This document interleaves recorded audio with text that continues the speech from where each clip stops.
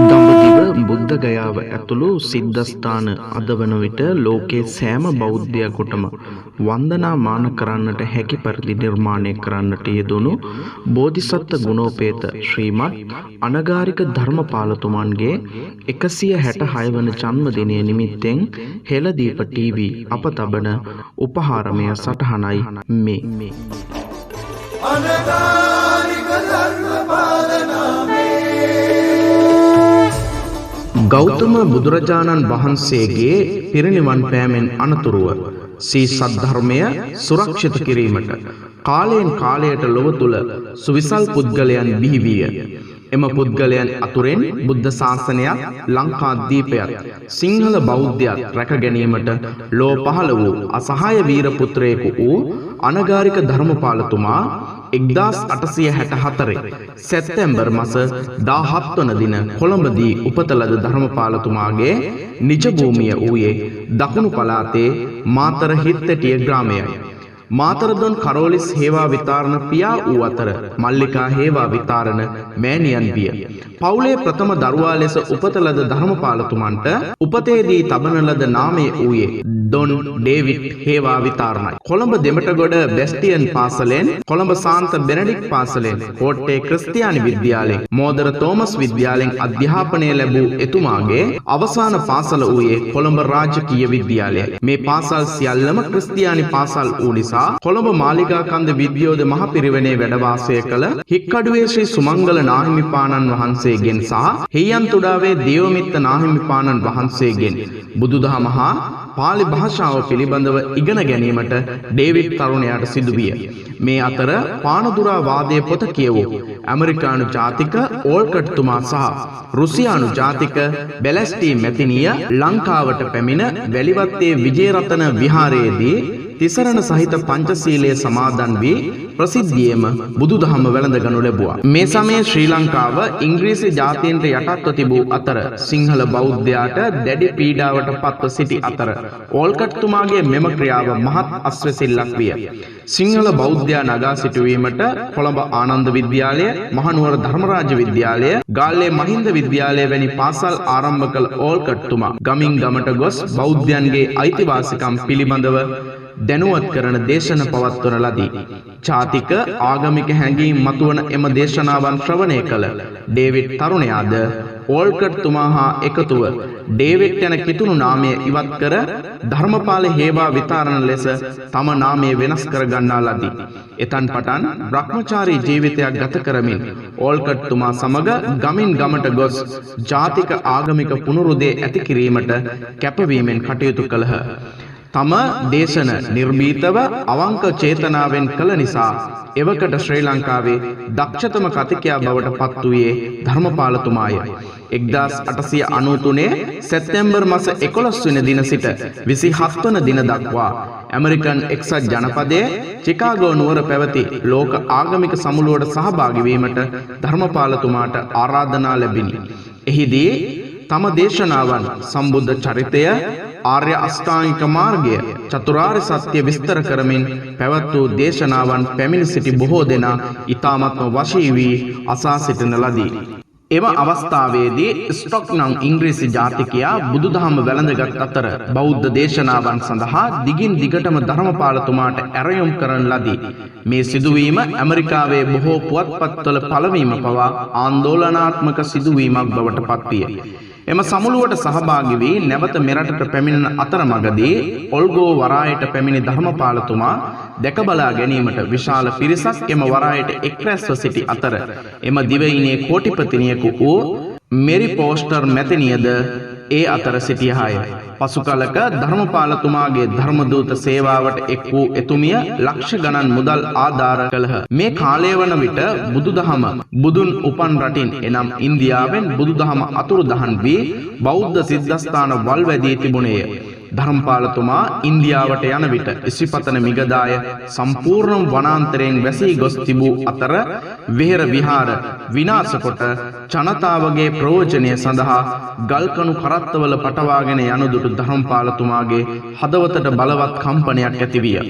1902 ජනවාරි මාස බරණැස ඉසිපතන මිගදාය අසලින්ම බින් කොටසක් මිලදීගත් එතුමා බමුණන්ගේ දැඩි විරෝධය සහ කුමන්ත්‍රණ මැද 1928 දී මූලගන්ධ කුටි විහාරය සෑදීමට ආරම්භ කොට 1930 දී සම්පූර්ණම එහි වැඩ කටයුතු නිමා කරන ලදී. 1881 ජනවාරි මාස 22 වෙනි දින ප්‍රථම වරට බුද්ධ ගයාවට ගිය ධර්මපාලතුමාට දක්නට වූයේ මහන්තානම් හින්දු පූජකයා යටතේ ශ්‍රී මහා බෝධීන් වහන්සේ බුද්ධ ගයා මහ විහාරයේ පවතින ආකාරයයි. මෙතන් සිට බුද්ධ ගයාව බේරා ගැනීම සඳහා තම උපරිම වීරිය යෙදූ ධර්මපාලතුමා ඒ සඳහා 1881 මැයි මාස 31 වන දින හික්කඩුවේ ශ්‍රී සුමංගල නාහිමිපාණන් වහන්සේගේ සභාපතිත්වයෙන් මහ බෝධි නමින් සමාගමක් පිහිටුවා ගන්නා ලදී.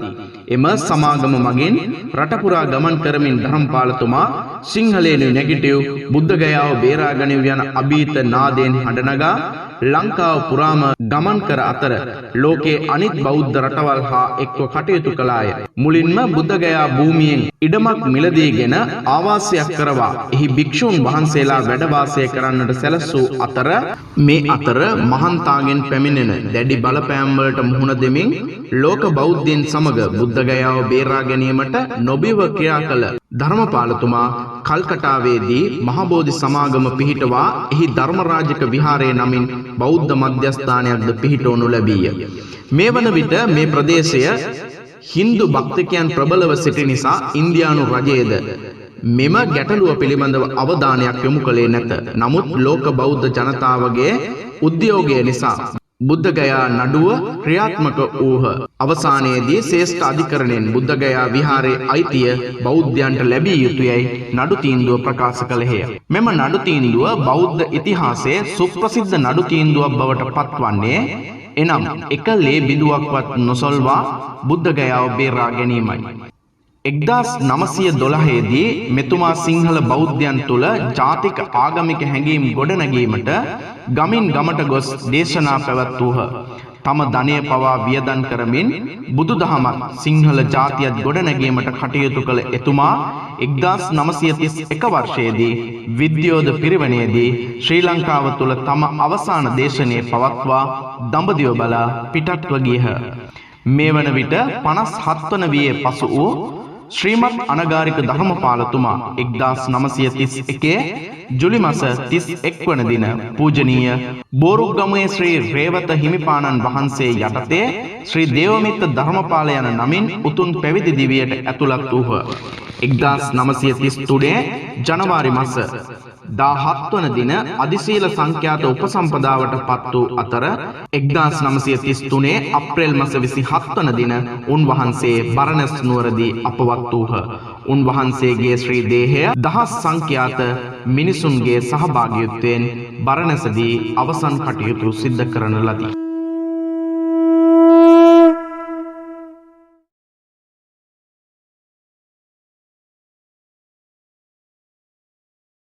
දෙවසන අද අපේ සාකච්ඡාව සම්බන්ධ කරගන්නේ අනගාരിക ධර්මපාලතුමාගේ ජීවිතය තව පරමාදර්ශය කොටගත් සිංහලයන් ඉලී යන ඒ බෞද්ධ චරිත කතා ගැන හා බෞද්ධ ධර්මයන් ගැන ග්‍රන්ථ රචනා කරමින් සිංහල ජාතියට මහත් සේවයක් කරන විද්‍යෝද පීවනේ ආචාර්ය ගරු පිටත් ගහන් චාන විදාන බද්දක ගුරුතුමා අවසරයි. ගුරුතුමාව සම්බන්ධ කරගන්නේ වර්තමානයේ ලංකාවේ සමාජීය ආගමික පිරිහීමට කොහොමද අපි මිදෙන්නේ? ධර්මපාල චින්තන සම්බන්ධ කරගන්න.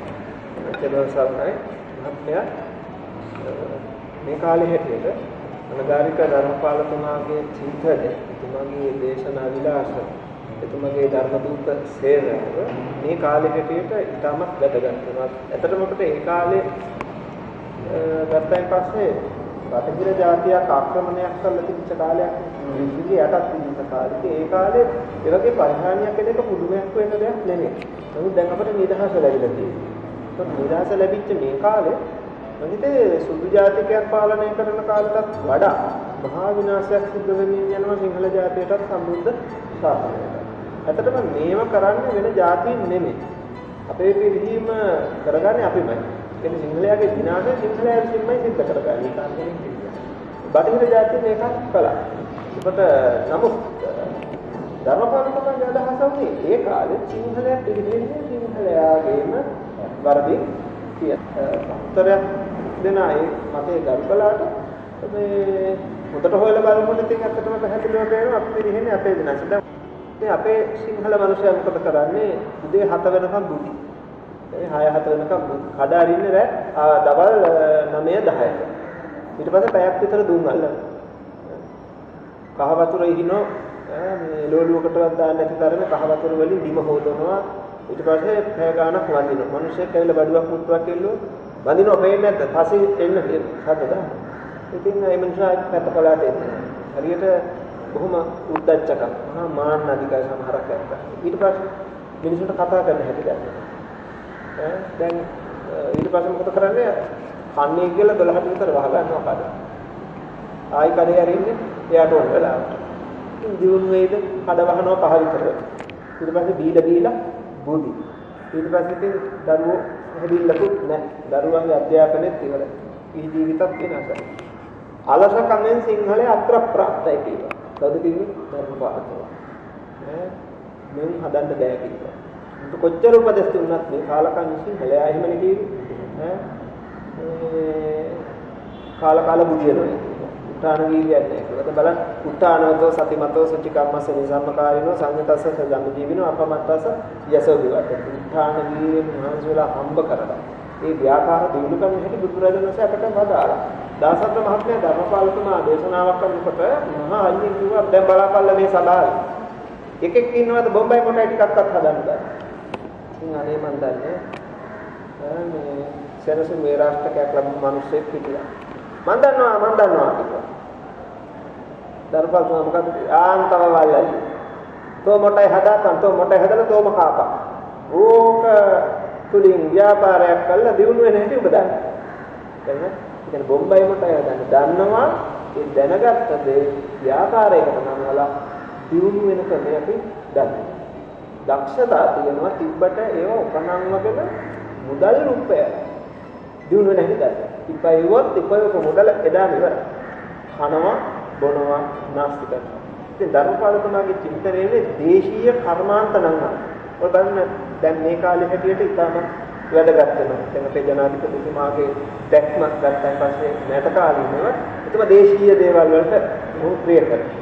අපේ දේ තුලිනුයි යන්නේ ඕනේ. දැන් මේවා මේ දැක්ක ගමන් සමහරක් අඥාන මිනිස්සුන්ට විහිළුවක් වගේ. කිතුල් වලින්, කල් වලින්, කොල් වලින්, මේටි කර්මාන්ත තුලින් කොහොමද රටක් ගොඩගන්නේ? මොකද රජ කාලේ අමුතු දේවල් තිබුණේ නැහැ. ඒ කාලෙත් ඔයිට වඩා දියුණු මට්ටම් වලට තිබුණා. පිට රටවල් වලට පවා ආලන පුකාලයක්. ඉතින් කට්ටිය කියන අපි වංශ කබල් ගන්නවා. නම් ඒකල කියන්නේ කබල් ගන්නත් අපේ වංශයක් දෙන්න බෑ. ඒ නිසා නැති කබල් ගන්න. ඒක වෙනම කතාවක්.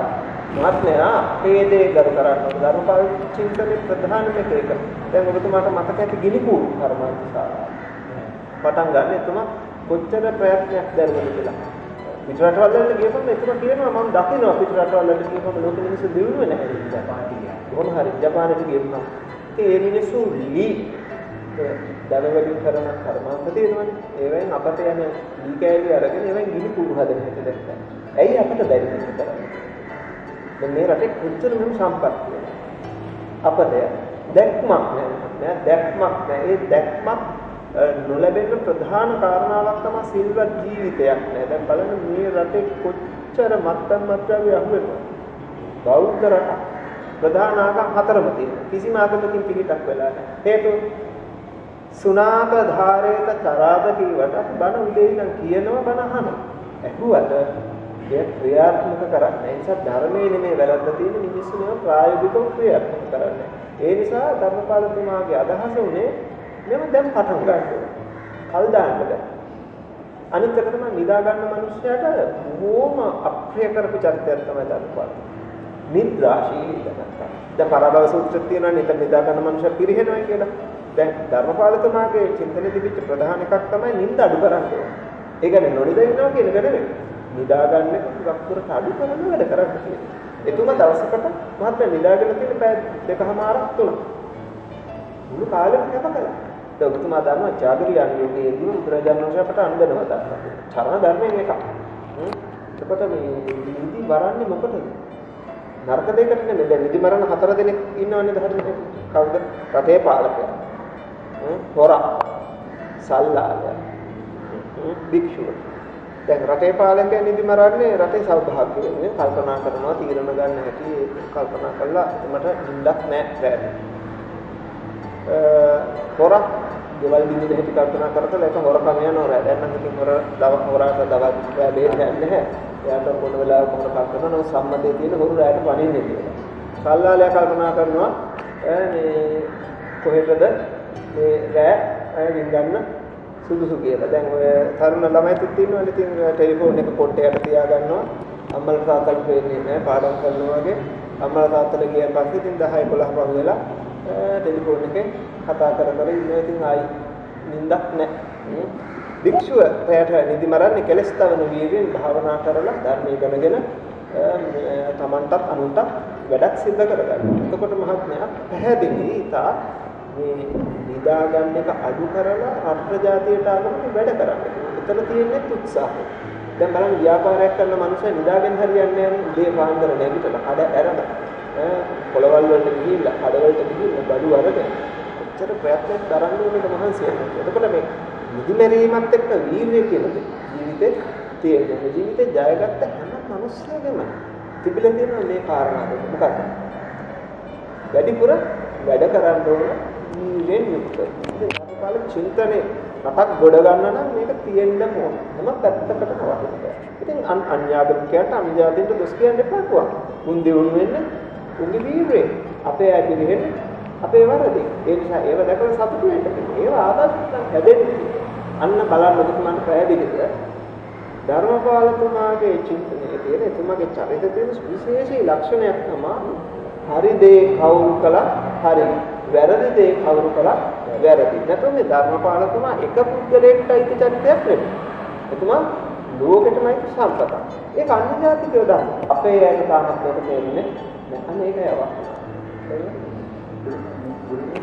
අනිවාර්ය ධර්මපාලක ගොඩක් කැමති ආයේ ව්‍යාපාර කරනවා. එහෙම දැන් අපේ අය බලාගෙන ඉන්නේ රජේ රැකියාව කරා. හරි. ඒකට හේතුව පෙන්ෂන් එකක් ලැබෙනවා. ඉස්ලාම වැටුප බලාපොරොත්තු වෙන්නේ වැඩ කිරීම නෙමෙයි. වැටුප. ඒකට ධර්මපාලකතුමාගේ ප්‍රධාන අදහස උනේ වැඩ කරනවා.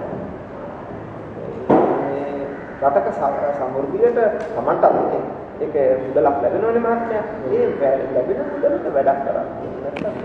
ඉතින් ව්‍යාපාර නම්වන්න ප්‍රධාන විදියට මෙහෙමනේ අපිට දේශීය කර්මාන්ත තියෙනවා.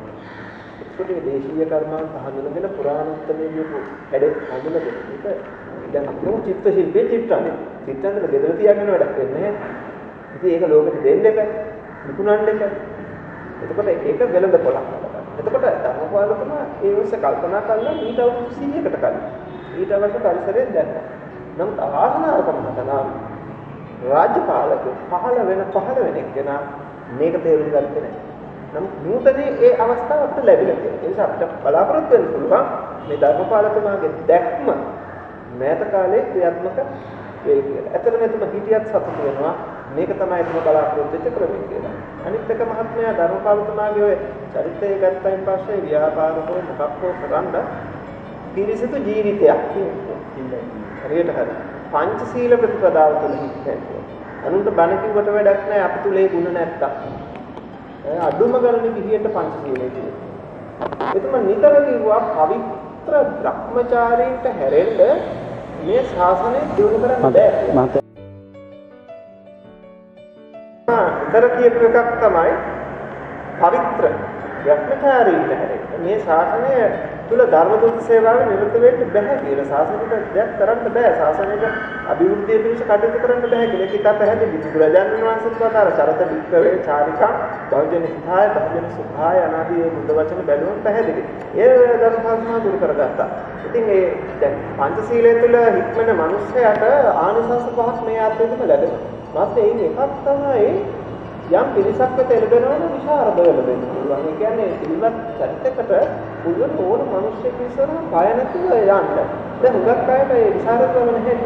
මොකද වඩා හුඟක් අයට ආගමික ජාතික සේවාවක නිරත වෙන්න බැරි ප්‍රධාන හේතුවක් තමයි මේ තමන්ගේ චරිතය අඩුපාඩු වෙන්නේ. එන්නාම ඔහුගේ දේශනාව එතනින් ඉවරයි. හරි. ධර්මපාලතුමාට මොකද දෙයක් තිබුණේ නැහැ. ඒකට චෝදනා කරන්න බැහැ කිසි දෙයක්. චෝදනා කළා ඒකට හේතු පෙන්නන්න. කාරණා පෙන්නන්න. මොකද එතුමා බොරුවට චෝදනා කරන්න පුළුවන්. ඒක සත්‍ය වෙන්නේ නැහැ. ඉතින් අනේ ධර්මපාලතුමාට තිබුණා ඒ නිර්භීත ගතියක් ඇවිල්ලා ඒ ධර්මය හරහා. එතුමා කාටවත් බය නැහැ. එතුමා කිව්වේ බය වෙන එක නුවට න්‍යායලු හීන දින ගතිය.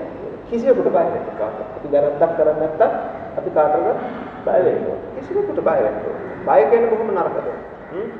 අභීත සිංහ රාජ්‍ය විදිහට ඉන්නේ කියලා කිව්වා. ශ්‍රේෂ්ඨ සිංහ වංශයට අයත් ශ්‍රේෂ්ඨ සිංහලයන්ට තමන්ගේ ජනවංශය මතක වෙලා තියෙනවා. වීරිය ඇති කරගන්නකෝ ශාක්‍ය සිංහ බුදුරජාණන් වහන්සේ ආදර්ශ කරගෙන. ඉතින් දවසක් ධර්මපාලතුමා කෝච්චි යනකොට උතුමා දන්නවත් ඇති ඒ කතාව සුද්දෙක් විස්කි බෝතලයක් තියාගෙන ඉස්සරහ බොනකොට දුම් වැටියකුත් උරමින් මත්පැන් බොන විදුවට දාන ධර්මපාලතුමා දැන් ඉන්නවා එතුමාට මේ මොන තරහක් ආව මේක දැකලා සුද්දත් නිකන් අර ඔලොක්කුවට hina වෙවි දුම් වැටියක් උරනවා දුම පිට කරනවා ආයි විස්කි විදුරුව බොනවා උන් ඉන්නකොට ධර්මපාලතුමාට තින් දැන් යක්ෂා වෙසෙනවා එතුමා කල්පනා කළා හරි ප්‍රපංචතාව දුම් වැටියක් මේකන්කෝ තව විදුරුවක් මම ඔබට කරන දේ බලන්නේ කියලා ඉඳලා දැසල බැරිම තැන ගත්තා බෝතලේ මතලකින් අල්ලලා වීසිකලා ජානේ දෙකේ විදුරුව කඩාගෙන ගියා බෝතල සුද්ද නැගිට ගහන ධර්මපාලතුමාට දික්කල කොේ නටන්න එපා දඟලන්න එපා ආමුස මෙතන කොටි නැටුම් නාම් දෙන්න එපා ඔබ වැඩි දඟලන්න આવොත් ඔයාවන්නේ බෝතලේ ගියපු හිලෙන්මයි කියලා සුද්ද බය සුද්ද කල්පනා කළා මට මොකද දැක්කද එතුමාගේ විචාරකතාවය විදේශ වැරදි වැඩේ කලේ ධර්මපාලතුමා නෙමෙයි චාරයක් නැතුව හැසිරෙන්න දන්නේ නැත්තේ අර අලජ්ජ සුද්දා. අවදුරටත් සුද්දා විනයගෙන ගත යුතුයි හැසිරෙන හැටි.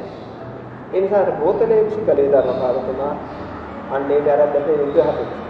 ඒක තමයි එතුමාගේ තියෙන පෞරුෂත්වය. සුද්දට අතක්වත් කියන්න හම්බුනේ. එතුමාගේ අතීත විශාරද භාවය. ඔය වගේම එනේ ඔබතුමාට මතකත් ඇති ඒ කතාව සමහරක් වෙලාවට නොදන්නවත් ඇති මතකද ආණ්ඩුකාරතුමා. දවසක් දෙකට හරියටම දෙකට එන්න කිව්වා ධර්මපාලතුමාට රජ මැදුරට. ඉතින් ධර්මපාලතුමා වෙලාවට වැඩ කරන කෙනෙක්. ඉතින් එතුමා දෙක කිව්වොත් දෙක දැන් සමහරකට අපට වෙලාවල් වර්ධිනවා. එතුමා දෙක කිව්වොත් දෙකට හරියට එනවා. දෙක කියන්නේ දෙකයි කාලත් නෙමෙයි දෙකට කාලත් නෙමෙයි. දෙකට ආවා. කල්ලාතු වෙන එක වෙනම දෙයක් වෙලා පරක් වෙන එක දවසක්. ඉතින් ආවා. බැරිනම් ආණ්ඩුකාරය නැහැ. 2යි 2:00යි 2:45යි 3යි කාලයි තාම නැහැ නැගිට හැරෙන්න කියලා. දැන් හැමෝම දන්නා මෙතන කොටි නැටුමක් නටනවා තාපි. යක්ෂා වේදනනවා ඇති. අනේ මොකද උනේ? ඊට පස්සේ 3:00යි මෙන්න නිවේදනයක් එකතු කළා ආණ්ඩුකාරතුමාණන් වාසයේ සම්ප්‍රාප්ත වෙනවා. ඒ කියකියද 1:00ක්. ධර්මපාලතුමා ඉස්සරහට ගියා. ගිහලා කිව්වා ඔබ මට එන්න කිව්වේ මට එන්න කිව්වේ දෙකට. දැන් බලාපන් වෙලාව කීයද කියලා 3:00යි. ඔබ කාලා බුදි. මගේ වටින කාලෙන් පැය එකමාරක් ඔබ කෑවා. ඔබ වගේ එකේ කාණ්ඩුකාරයට පත් කරපුවද ගැනයි මට පුදුමයි. කාණ්ඩුකාරකමට නෙමෙයි දිල්ලර කඩේ මුදලාලිකමටවත් සුදුසුකමක් නැහැ. මට ඔබත් එක්ක කතාවක් නැහැ කාලේ කඩ මිනිහෙක් එක්කමයි යනවා කියලා. එතුමා නික්මලා ගියා. නිවට නියාලු ගැටි නැහැ. ඒ නිසා තමයි එතුමේ ශාසනික කටයුතු මැනවින් කළේ. එක එක්කෙනාට ගැටිකම් කළේ. ආණ්ඩුකාරයන් කටවහක් ඉන්න වැරදුනොත් එහෙමයි.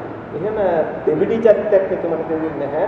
සමහරක් වෙලාවට භික්ෂුන් වහන්සේලාටත් කියන්න අවශ්‍ය දේ ඒ විදිහටම කියලා තියෙනවා. ඉතින් ඒ නිසා එතුමා සිංහල බෞද්ධයෝ අතර එච්චර ජනප්‍රිය චරිතයක් වුණේ නැහැ. අර උගත්තේ ලොකුකම් කියාගත්ත අය අතර සාමාන්‍ය මිනිස්සු අතර එතුමා බොහොම ජනප්‍රිය චරිතයක් වුණා. ධර්මපාලතුමාම කියලා කියනවා මට කලකන්නේ අහිංසක සිංහල බෞද්ධයෝ විතරයි. සල්ලි තියෙන ධනවත් පොහොම මිනිස්සු මට සලකන්නේ නැහැ. මට දුන්න ශ්‍රද්ධාව නැහැ. ශ්‍රද්ධාව තියෙන කාට මුදල් නැහැ. මුදල් තියෙන කාට ශ්‍රද්ධාව නැහැ. දෙකම තියෙනේ රටේ හොයාගන්නේ නැහැ. ඉතින් ඒ නිසා සමහරක් අපේ පැවිදි පක්ෂයේ පවා ස්වාමීන් වහන්සේලා පවා ධර්මපාලතුමා වැඩි විදිහට තේරුම් ගන්න ඒ කාලේ මේ දැන් අපේ ධර්මපාලතුමා එක දවසක් කියලා තියෙනවා අපේ ස්වාමීන් වහන්සේලාත් කොච්චරවා බුලත් කෑල්ලක් අරගෙන තුන් යන අනුකරණයෙන් කළා මේ ගහමින් පරික්කම් කරනවා අය පරික්කම් කරනවා නම් පරික්කම් පිළි ඥානයෙන් උදේ අපේ උන්වහන්සේලා විශේෂය කියලා දෙන දෙවිලස දොස් කියලා තියෙනවා. ඉතින් ඕවා ඒ කාලේ හිටපු ස්වාමීන් වහන්සේලා මොන විදියට හිතවද දන්නේ නැහැ. නමුත් අද කාලේ වගේ දෙයක් වුණොත් එතනට මොන වගේ තත්ත්වයක් ඇති වෙයිද දන්නේ නැහැ. ඉතින් අපි මේ ಗುಣ කියන්නේ නැති නිසානේ. දැන් එතුමට හොඳ අපි කියනවා. නමුත් එතුම අද ඉන්නකේ ওই ටික කිව්වත් අද මොකක් වෙන්නේ? හැමෝගෙම ಗುಣ කියන්නේ නැති උනායි පස්සේ ඉන්නකන් දොස් කියනවා. දැන් ධර්මපාලතුමාට කලකිරීම. ඇත්තටම කලකිරීම තමයි අරගෙන ගියේ. දැන් මේ අපි ඉන්න ධර්මශාලාව. ශ්‍රී සුමංගල ධර්මශාලාව. මේ අපේ විද්‍යෝදයේ තිබෙන ධර්මශාලාව.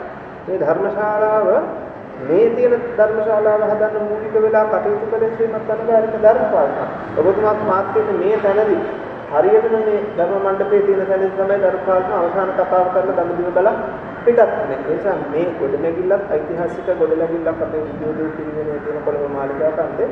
ඉතින් ඒකත් කියන්න ඕනේ. ඉතින් ධර්මපාලතුමා කියන මේ චරිතය මහත්මය නිකම් පිළිගන්නේ නැහැ.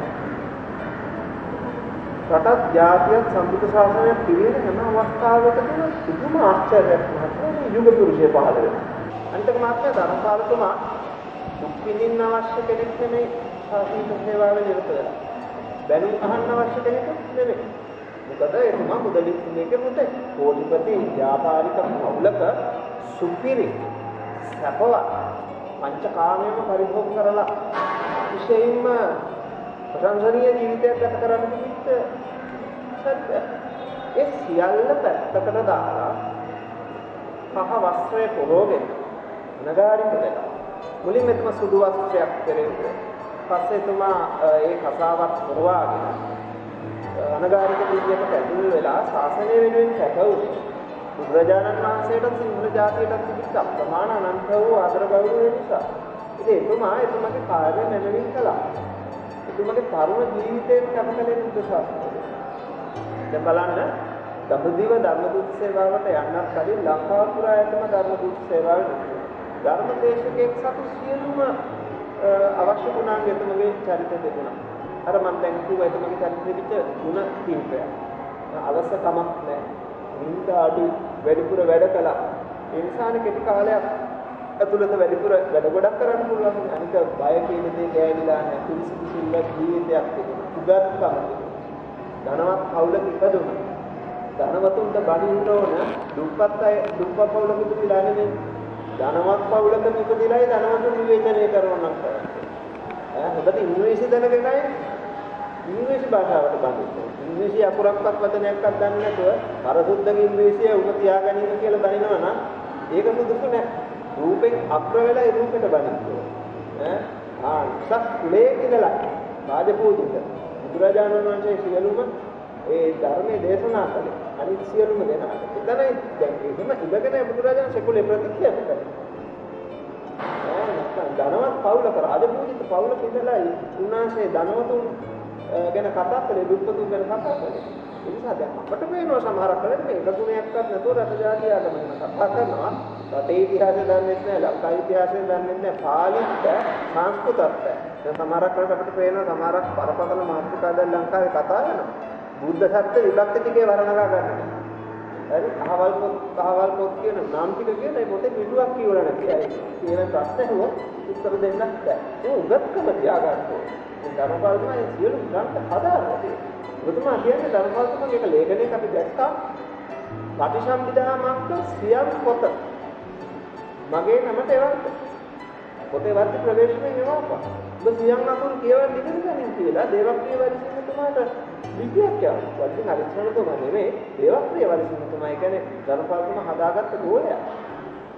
සියම් අකුරු කියවන්න. ඒ කියන්නේ තායිලන්ත අකුරු කියවන්න. ධර්මපාලතුමාට බුරුම අකුරු පුළුවන්. හින්දි අකුරු පුළුවන්. මේ තායිලන්ත අකුරු පුළුවන්. හේතු තේරවාද බෞද්ධ රටවල ත්‍රිපිටක ධර්මයේ ලියවිච්ච අක්ෂර. එතකොට පාලි පුළුවන් නම් ධර්ම ග්‍රන්ථ ලියවිලා තියෙන ඒ අකුරෙන් පොත් කියවන්න පුළුවන්. අනිත් එක පිරිසුදුකම පරතරකම කියන සත්‍යය. හයේ පිරිසුදුකම හිතේ පවිත්‍රත්වයට අවශ්‍යයි. පිරිසුදු ඇඳුම් අඳින්න කියලා කොච්චර දුප්පත් වුණා. පිරිසුදු ඇඳුම් අඳින්න කියලා. දුප්පත්කම එකක් පවිත්‍රත්වයේ තව එකක්. ඒ නිසා මේ හරි වටිනවා මහත්මයා. මේවා අතහැරලා අපට මේ රටක් යාතියක් හදාන්න බෑ, ශාසනයක් හදාන්න බෑ. තමා සම්මතයේ පිළිපැලවන අනිත් අයට උපදෙස් දෙන්න. අන්න ඒක මතක තියාගන්න. එන්න ඒකට අපි හරි දේ කරනවා අනිත් අයට ඒක කියලා දෙන්න මේක කළා. ඒ නිසා ධර්මපාලතුමාගේ ධර්ම සේවාව අතිසාර්ථකයි. එතුමන් නොගිය ගම්පලාවක් නෑ මහත්මයා. ඉතින් එතුමා ආදර්ශයට ගත්ත චරිතයක් නේ වලිසින් හරිච්චානේ. හොඳම අනුගාමිකේ. අවුරුදු 36 ජීවත් වුණා. ලියලා තියෙන පොත් ටික බලන්න. කරපු දේශන ටික බලන්න. ඒ චරිත කතාව වෙනමත් දෙන්නේ කරන්න. මිහින්තරයට 68 වතාවක් ගියා. නඩු කිව්වා. සුද්ධ නගරේ බේර ගන්න කොච්චර උත්සාහයක් කළාද? දැන් අපිට කඩගෙන ගන්න જાතියක් නෑ අපි. ඒව මතක නෑ අපේ හරිචන්තුමාගේ නම දන්නේ නැහැ සමහරක් අය. අහලත් නෑ. ඉතින් එතුමා කොච්චර සේවයක් කළාද අපි අද අනුරාධපුරයට එන්නේ ඒකට මේ සිද්ධ වෙන්නේ. රුවන්වැලි චෛත්‍ය රාජයන් වහන්සේ පිළිසකර කිරීමට මුල් වෙලා නාරාමික හඳුරුත් එක්ක කටයුතු කළා. අද අපට ඔය දැක්නට ලැබෙන මහා රූපේ ගාමිණී අබේ මහරජුණන් වහන්සේ කරපු පිළිසකර කරන්න මුල් වෙච්ච නැතකාරී යුග පුරුෂයන්ගෙන් එක්කෙනෙක් හරිස්සම් කරනවා. ඉතින් එතුමාට උපදෙස් ලැබුණේ ධර්මපාලතුමා. අනිත් එක එතුමා කියන්න ඕන දේ කෙලින් කිව්වා. පනාව ගහන එකක් පරයක් කිව්වා. දවසක් දේශනාව යන ගමන් කුඩේ අරගෙන එක මිනිහෙක් බඩ කැල්ල කිව්වා. ගොන් තඩියෝ තොගේ මේ අනිතඩි බඩගෙඩිය ඇතුලේ රාකල කීයක් තියෙනවද කියලා. ඈ ගා බීලා බඩවල් කලගෙඩි වගේ විශාල කරගෙන ඉන්න බෑ. දවසක් නීගමුව පැත්තේ මට විදියට මර්තිනු අප්පුහා කියලා මිනිහෙක් එතුමට දේශනාවකට ආරාධනා කළා තිබුණා අඟුරුකාර මුල්ල පන්සලේ. ඒ පැත්තේ දේශනාව නීගම. ඉතින් මේ එතුමට නිර්ණායක ලිපියක් ආවිල්ලා තිබුණා ආවොත් ගහනවයි මරනවයි කොටනවයි.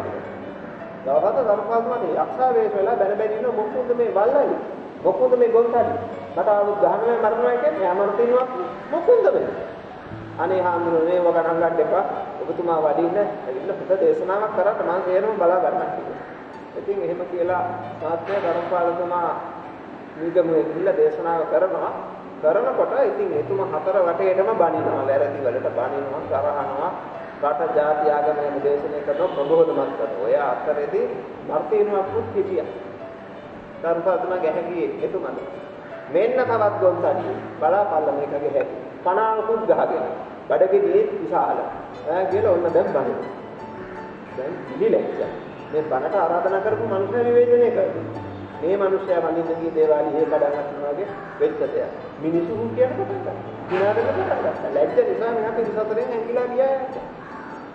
පාවෙනදා කොහෙද මේ අපේ පිරිවෙන ඉස්සරහ තියෙන ධර්මපාලතුමා හිටපු කුටිය. ඉතින් මහ බෝධි. ඉන්ටවුස් එනේ ඉස්සරේ වැඩ හිටි. ඔන්න ඇවිල්ලා කෝ ධර්මපාල. කවුද අහන්නේ? මත්තුම අප්පුවා. කෝ ධර්මපාල. එන්නේ කියනවා යා. ඒ යක්ෂා වේලාව යට කරපු අපහාසය. හාමුදුර ඇතුලේ වැඩ ඉන්නවා මම එන්න කියන්නම්. ඒක ගණන් ගත්තේ නැහැ. කෙලින්ම ගියා කඩන් දින කාමරේට කිසිම අවසරයක් නැහැ.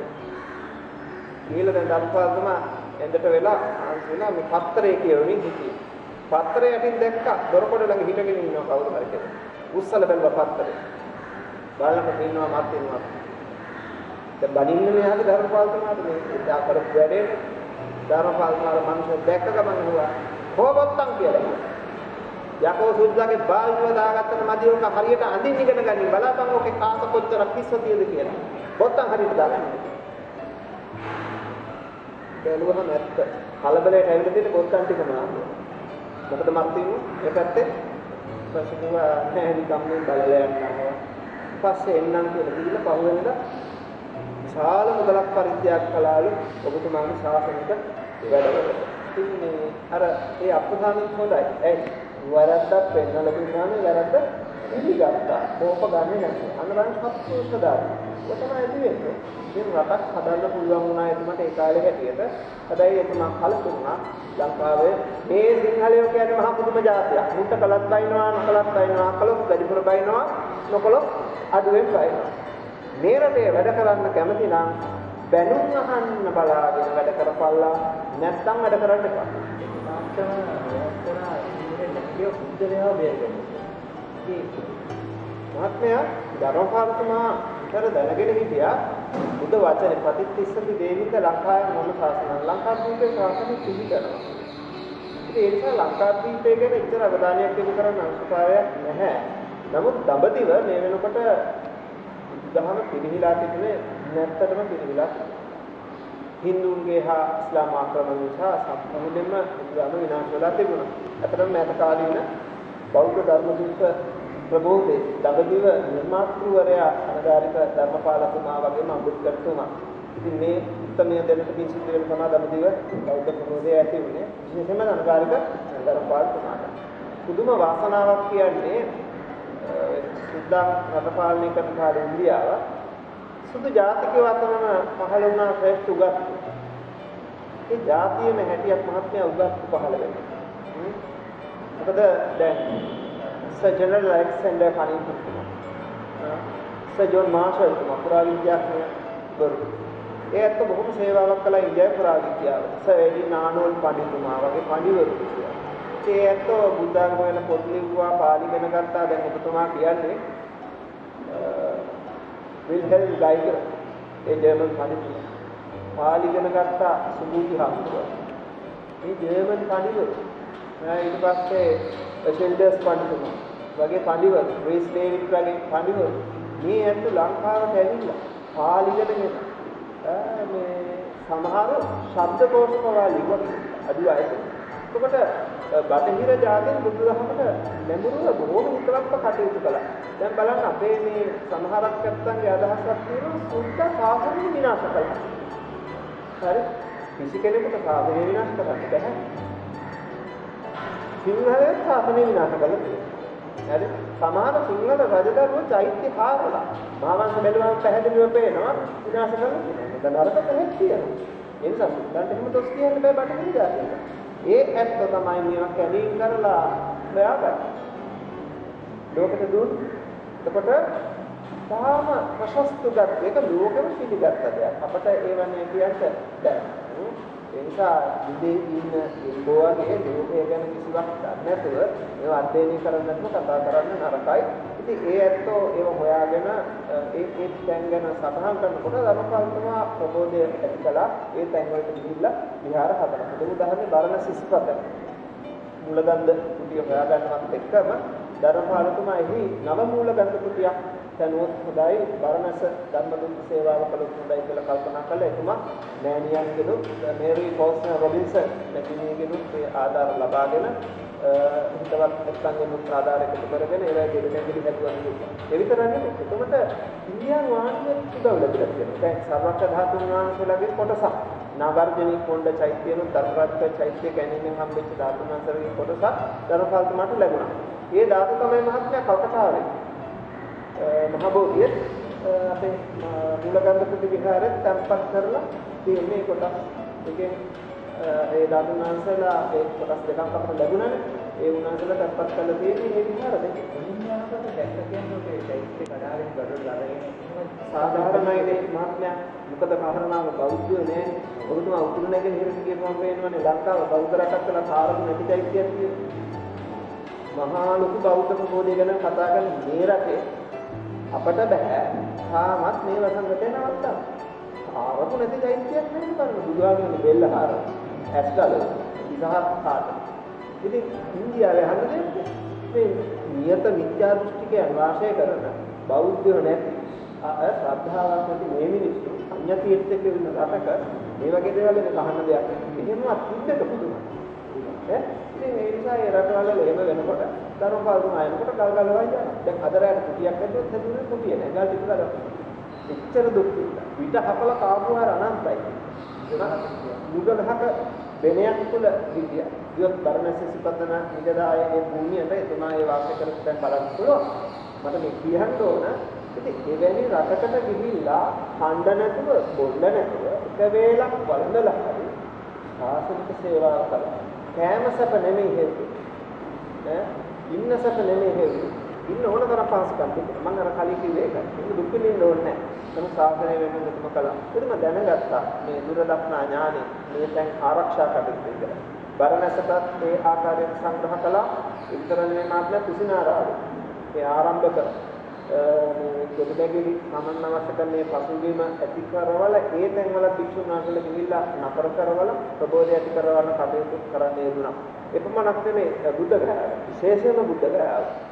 ඒ බුද්ධ බිම ආරක්ෂා කළා. සිංහලෙනි නැගිටියා බුද්ධ ගයාව බේරා ගැනීම කියන එක හරි ප්‍රසිද්ධ පදයක් නේ අපිට අහන්න ලැබෙන්නේ. ඉතින් ඇත්තටම නඩු කෙරුවා. අන්‍ය තීර්ථකේ කල්ලගෙන හිටියා සර්වඥ වහන්සේගේ ඒ ජය භූමිය. බෝධිසත්වයන් වහන්සේ බුද්ධත්වයට පත් වෙච්ච ජය භූමිය. ඉතින් අද බලන්නකො කී දෙනෙක් බුද්ධ ගයාවට කියලා පිසින්ද කරගන්නවද? නමුත් එතන කොච්චර දුක් විඳිනද ඔය ජය භූමිය අපට ආයත්පත් කරලා දෙන්න. ඒ විතරක් නෙමෙයි ධර්මාශෝක මහා අධිරාජයා ඒ පිළිතුරට තියෙන සෙල්ලිය ආරක්ෂා කරගන්න. පුරාවස්තු ආරක්ෂා කරගන්න. දැන් කොහොම ගිල්ලත් සතරකට දාන්න ඇති සත්‍යයට අදාළ වූ සියල්ල මනාකොට පුරාවිද්‍යාත්මකව විවිධ සාධකණව තහවුරු කළ අවසානයි. මේ සියලුම තැන් ආරක්ෂා කරන්න අවශ්‍ය කරන සියලු වැඩ පිළිවෙල ධර්මපාලතුමා යෙදුවා. ඉතින් ඒ නිසා එතුමාගේ ජීවිතේ වැඩි කොටසක් දඹදිවට වගේම ලංකාවට සිද්ධ කළා. ඒ විතරක් නෙමෙයි එතුමා ජර්මනි එතුමා එංගලන්තේ වගේ රටවල සඳහන් බීජය රෝපණය කළා. ඒක බර්ලින් විහාරස්ථානයේ ගිහිල්ලා ඒ දේශනා පවත්වලා ඒ සුදු ජාතික රටක පවා ඒක ප්‍රබෝධය කළා. ලන්ඩන් නුවර බෞද්ධ විහාරයක් තමයි එතුමා තමයි මුල් වෙලා කටයුතු කළේ. ඉතින් එතුමාට ජීවිත කාලයේ ඉස්සර දීර්ඝ වෙලා තිබුණේ නැහැනේ. ඒ නිසා එතුමාට කරන්න පුළුවන් මේ ඒ සේවය පමණයි. ඉතින් කෝටියක් මිනිස්සුන්ටවත් කරන්න බැරි සේවයක් එතුමා කළා. ඉතින් දඹදිව කියන්නේ සුද්ධ ස්ථානවල බේරලා අපට මේ විදිහේ පහසුකමක් හදලා දීපු අසහාය යුග පුරුෂයා ඒ උත්තරය. ඉතින් එතුමාට අපි සදාකාලික ණය ගැටේ. ඔය දැන් දඹදිවයින් ඔය කතා කරන එහෙම තමයි ඔය වෙනම කතාවට භාජනය කරන්න ඕනේ ඒවා. ඉතින් මිනිස්සුත් මෝඩයි. මිනිස්සුත් දන්නේ නැහැ. උගත්කමක් නැහැ. මේ වගේ මොකක් හරි මාතෘකාවක් ගන්න. හරි? ඩාලි වල මොකක් හරි කරනවා. ඒකෙන් වෙන දීපට අපි හේතු කී දෙනෙක් මුලා කරනවා. කොහේ හරි ගහක් දැකගම ඒකට මොකක් හරි නමක් දානවා. කොහේ හරි වලක් දැකගම ඒකට මොකක් හරි කියනවා. කොහේ හරි දෙවියක් දැකගම හොයන්නේ බලන්න සමහරක් ඇත්තෝ දෙන්නවා ගඩොලක් හම් වෙච්ච ගම එක හැරේ අවුරුදු 4000යි කියලා. කාල නිර්ණය කරන්නේ කොහොමද? ඒ වගේ අභිජාත විද්‍යාවකට පුරා විද්‍යාව පාවිච්චි කරනවා නම් ධර්ම විනය පාවිච්චි කරනවා නම් භාෂා ශාස්ත්‍ර පාවිච්චි කරනවා නම් ඒ උගතගේ උගත්කම ගැන ලොකු ගැටලුවක් තියෙනවා. ඇත්තටම අපි එහෙම රටක තමයි අද මේ ඉන්නේ. ධර්මපාලවල එක්කෙනෙක් නෙමෙයි 100,000ක් අද අධ්‍යාත්ම පාලකයි අපි. ඇත්තටම දැන් අද බලන්න ඔබතුමා අපිට ගිහිල්ලා බුද්ධ ගයාව ඒ බුද්ධ බිමට ථේරවාද මහායාන වජ්‍රයාන ඒ සංඛ්‍යාත සියලුම රටවල ලක්ෂ සංඛ්‍යාත පිරිස ඒ භූමිය වලට රැස්සලා බුදුන් ඒ අපේ මහ බෝසත්ණන් වහන්සේ බුද්ධත්වයට පත් වෙච්ච අසිරිමත් භූමිය දැකලා මොකද දැන් ඉතින් ඒකට අතිවාරම් නැතුව ධර්මපාලතුමා නැති යුග පුරුෂයා සහාය පුරුෂයා ඒ නිසා අපි ධර්මපාලතුමා ගැන කතා කර සුදීම නෙමෙයි අවශ්‍ය වෙන්නේ. ධර්මපාලතුමාගේ මන් ඉතිලා රටට ශාසනයට වැඩක් කරන්න පුළුවන් තව පිරිසක් හදන්න. තරුණයෝ අතරේ මේ පිරිස මතු කරගන්න එකයි කෙරෙන්න ඕනේ. නැත්නම් අපි අතීත ගැන කතා කිරීමෙන්ම කලක් වෙන්නේ නැහැ. ඉන්දෙනි චරිත තව දින් කරන්නේ. ධර්මපාලතුමා හදන්න බෑ තව ධර්මපාලතුමාලෙන් එක්කෙනා. ඒ වගේ ඒ මගදී පිරිස හදාගන්න ඒ ඉන්නේ අනුගමනය කරන පිරිස හදාගන්න පුළුවන්. අය ලංකාවේ ඉපදෙන්නත් පහල පාසල. මගේ අලුත් එකක්වත් ගෙනියන්න ඕනේ ලංකාවට.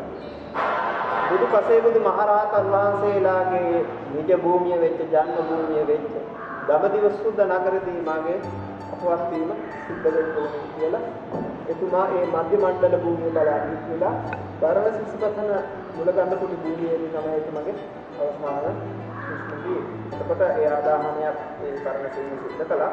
නමුත් එතුමාගේ ඒ පරිණාමශීලී කොටසක් ලංකාවට වැඩම කරනවා. එතකොට ඒ නිසා එතුමා ලංකාව ගැන ඇත්තටම කලකිරීම හිටියේ සාධාරණ කලකිරීමක පුතජන මනුෂ්‍යෙක් වශයෙන් මරණබල ආදී නුවණ නිසා.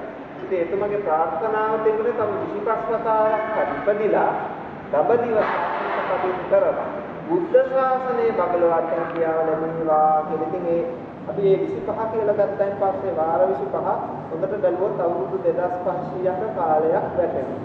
ඒ කියන්නේ බුද්ධ ශාසනයේ ඉදිරියන කාලය දක්වාම මේ ආරක්ෂා කරන්න ඉපදේවා කියන චින්තනයක් තිබුණා. අපිට සාමාන්‍ය මිනිස්සුන්ට වගේ කෙටි කාලෙකදී මෙච්චර වැඩ ගොඩක් කරන්න බැහැ. ඒක අපි ආරාධනා කරනවා මේ වැඩසටහන බලන ලංකා වාසී ලෝක වාසී පින්වතුන්ට ධර්මපාලතුමාගේ චරිත කතාව මුද්‍රණය කළ තියෙනවනේ. ඒක කතා පොතක් නෙමෙයි. පොත් 50ක් 100ක් විතර තියෙනවනේ. ඒ පොත් අරගෙන ළමයින්ට කියලා දෙන්න. ළමයින්ට නිදහසේව බලන්න දෙන්න. බලන්න දීලා ඒ අපේ ලේවල තියෙනවා ඒ සිංහල ගතිය. අර මම විතර කියන අර නරින්ගේ සිංහයන්ගේ කතාව මේ ඒ නරින්ගේ සිංහයන්ගේ කතාව අපි සිංහ වංශයට අයිති අභීත ශ්‍රේෂ්ඨ ජාතිය. ආර්ය සිංහල ජාතියේ ඉපදිච්ච සිංහලයන්ට තමන්ගේ මේ ශ්‍රේෂ්ඨ පරපුර අමතක වුණා. ශ්‍රේෂ්ඨ වංශය අමතක වුණා. අපට තියෙනවා මහා වංශයක්. ලෝකෙම පිළිගත්ත අපට රාජාවලියක් තියෙනවා. මේ තුන් ලෝකේ මහත්මයා එක රටකට එක ලෝකෙක එක රටකටවත් මේ වගේ සම්පතක් නැහැ. මහා වංශය. ඔබතුමා හොයලා බලන්න බුරුම රටේ මහ තෙරුන් වහන්සේලා කොහොම ගරු කරනවා අපේ මේ මහා වංශය. මහා වංශ කියපු කතුවරයා මාර්ගඵල ලැබපු උත්මෙක් කියලා ඒ රටවල හාමුදුරුවෝ විශ්වාස කරන එක්තරම් පූජනීය ග්‍රන්ථයක් විදියට මහා වංශ සලකන බුරුම රට. නිසා අපේ ගයිග පඬිතුමා පවා ඉංග්‍රීසි භාෂාවට පරිවර්තනය කළා. ඒක බලන්න බටහිර ජාතීන් පවා මේ වංශ කතාව ඇකීමට ලක් කළා. මහා වංශයේ තියෙන කර්ම මාත්‍ය පුරාවිද්‍යාත්මක ඔප්පු වෙනවා. ඔප්පු කරලා තියෙනවා. ඒ නිසා තමන්ගේ දේ තමන්ට වටින්නේ නැහැ. මොකද හේතුව කලු සුද්ධ. හේතුව අර නරිත් එක්ක ඉඳලා පුරුද්ද. ඒ නිසා ශ්‍රේෂ්ඨ ජනවංශකට ඇති නියම සිංහලෙක් නම් එමන්සන් තියෙන්නේ ඒ සිංහල ලේන ජාන පරම්පරාවෙන් එනවනේ හොද ගති. ඒ නිසා අපිට අනුරාධපුර කාලේ ඉඳන් හිටපු මේ ශ්‍රේෂ්ඨ ජනවංශයට අයිති පුද්ගලෙක් නම් ඔහුට ඔය සැකෙන්නේ නැහැ. ධර්මපාලතුමාගේ ජීවිතයෙන් අපට වර්තමානයේ ගන්න තියෙන ආදර්ශ ගැන අපිට කියවි. බොහොම හරවත් දෙයක් අපිට කියවන්න අපේ පින්වත් ගුරුතුමාට අපි ප්‍රාර්ථනා කරන තවතවත් සිංහල ජාතිය වෙන ගාථා රචනා කරන අපි දැනුවත් කරන බොහෝ දෙනා යහමකට අරගෙන යන්න පුළුවන් විදිහට නිරෝගී ජීවිතයක් උදා වේවා.